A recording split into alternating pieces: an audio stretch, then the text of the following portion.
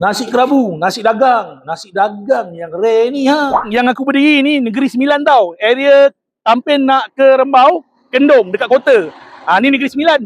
Aku langkah je longgang ni kita dah masuk Alur Gajah Melaka.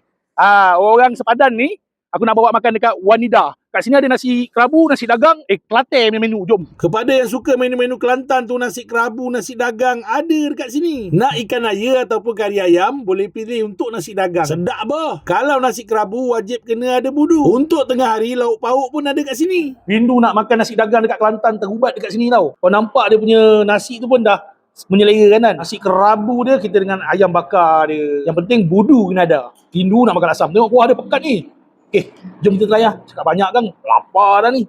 Untuk nasi dagang dan nasi kerabu dia memang sebiji macam aku makan dekat Kelantan. Dan memang lah, owner kedai ni sendiri orang Kelantan tau. Ori punya. Sesiapa yang mengidam tu boleh dah datang kat sini. Untuk nasi kerabu pula, kalau kau tak nak ayam bakar, kat sini dia ada daging belengah. Yang ini daging special daripada Kelantan yang tengah viral ni. Makan dengan nasi kerabu. Bismillah. Dah tak payah nak pergi jauh-jauh dah ada dah kat sini. Macam-macam ada lah. Lebih kurang dalam 20 jenis menu ada atas kepala aku ni. Pandai-pandai lah kau pilih. Goreng-goreng panas, mi kari, mi celup. Semua ada kat sini lah. Macam mana? Best kan? Jangan lupa share tau. Follow kita.